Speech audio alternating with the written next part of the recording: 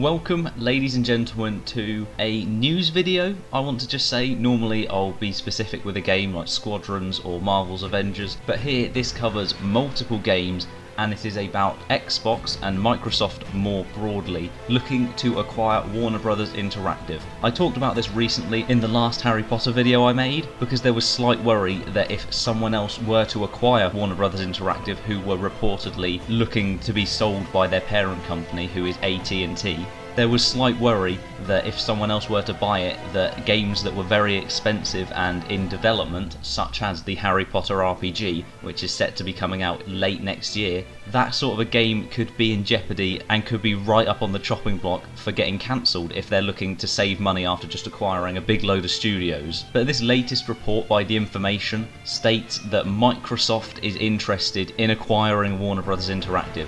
They're not the only ones interested, there are also Activision, EA and Take-Two, and in under the umbrella of Warner Brothers Interactive, that includes Avalanche Software, who are developing the Harry Potter RPG, Monolith Productions, who worked on both Middle-earth games, that being Shadow of Mordor and then Shadow of War, NetherRealm Studios, who of course are well known for making Mortal Kombat games as well as Injustice games, Rocksteady Studios, who of course if you're a Batman fan you'll know they made the Batman Arkham trilogy, discounting Arkham Origins, and they have been working on a game that has been a long time ago. It was rumoured to be a Superman game, but that was discredited personally by Rocksteady, and then rumours flew about a Justice League game, a Flash game, a Suicide Squad game, and the latest rumour to have persisted is that it is a Suicide Squad game that was set to be announced alongside the Harry Potter RPG and the new Batman game being made by Warner Brothers Montreal this E3 in a big Warner Brothers event.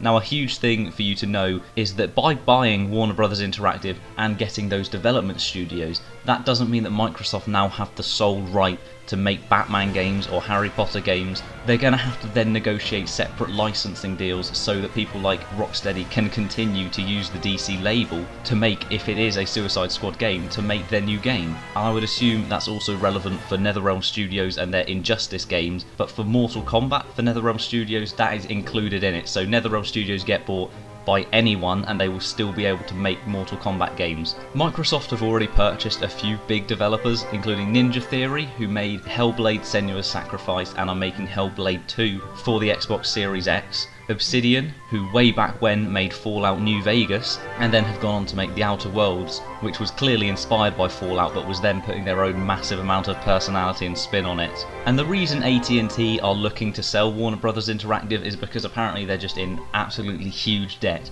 It is stated here as $154 billion, and that the sale of Warner Brothers Interactive is potentially valued at $4 billion, which I know sounds like an unbelievably insane amount of money, but if you then consider the games that you could get out of this from NetherRealm, who pump out Mortal Kombat and Injustice, excellent, really top tier, high quality games, really consistently, and if the Harry Potter RPG is made to everyone's admittedly very high expectations, then that's going to sell so quickly, and there is a whole lot of value in this deal to be made on both sides. Now, don't take this as completely 100% definite, because IGN reached out to Xbox and of course they didn't comment on it. They said, quote, Microsoft does not comment on rumour or speculation, because of course they're not going to come out and go, yes, we're desperate to buy this, because one, if they then don't buy it, they're going to look like idiots, and two, that might even make AT&T try and force the price up for Warner Brothers Interactive because they know how much Microsoft are actually interested.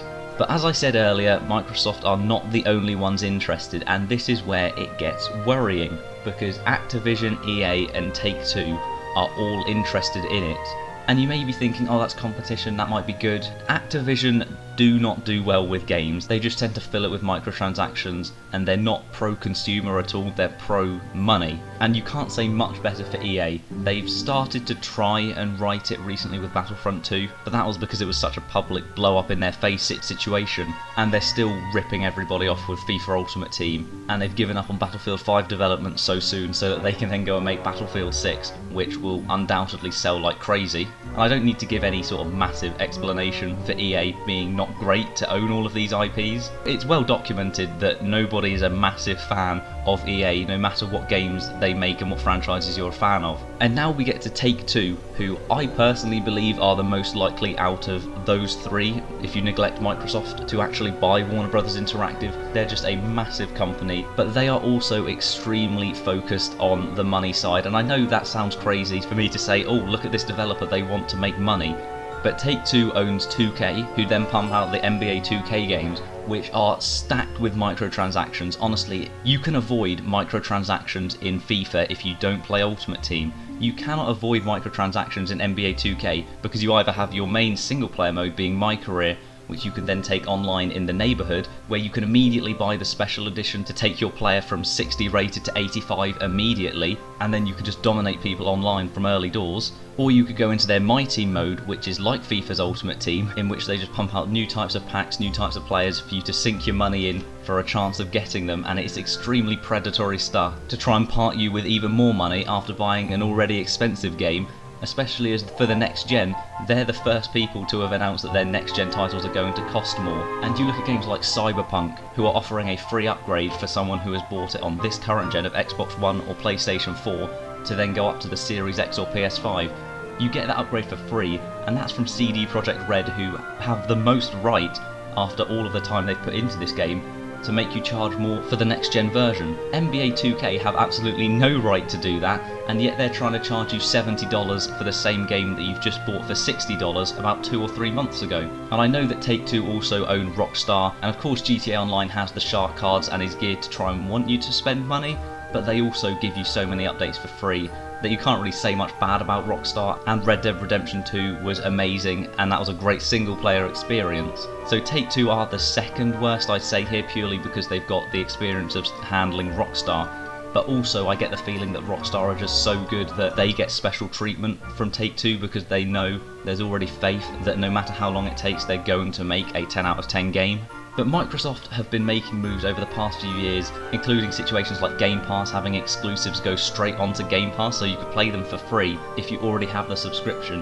Xbox are making massive pro-customer and pro-consumer moves, and to see them actually get something to stand up against the exclusives of PlayStation, because Insomniac have the license to make Marvel Spider-Man games, but then if you put that up against Rocksteady, who you'd assume that the Suicide Squad game and the Warner Bros. Montreal Batman game, even if Warner Bros. Interactive were bought, you would assume that those games will still be cross-platform and available on both sides. But for the future, you could have Spider-Man going up against Batman, and this could really ruin my wallet, because I've been planning on getting a PlayStation 5 for the sake of Spider-Man Miles Morales, so that I can make videos on it and get stuff on this channel. And then if they go and put future Batman games or future DC games on the Xbox Series X and they actually go for it exclusively, then you know I'm going to be wanting to buy a Series X desperately. But everyone has wanted Xbox to have much better exclusives, and this is, I would like to say, the first step, but this is just one absolutely huge step that they could take to getting right on the path of challenging Sony with their exclusives. And that is all for this video. Let me know down below, even ignoring the 4 that are suggested here, if there's any other company that you would like to see take the license. Don't say Sony. We don't need Sony with even more exclusives and having Spider-Man, Batman on their same roster. But if there is anyone else who you would like to see buy up Warner Bros. Interactive, I think Microsoft is genuinely the best way that it could go, and that's why I've kind of just rambled on about stuff for a while now, because that is absolutely the best situation I can see coming out of here. Even better, I would say, than AT&T keeping Warner Bros. Interactive, because I just think that Microsoft would be the best place for them to go. But leave a like if you enjoyed, subscribe, and you'll know when all the future videos come out. Thanks for watching this one, and hopefully I'll see you next time.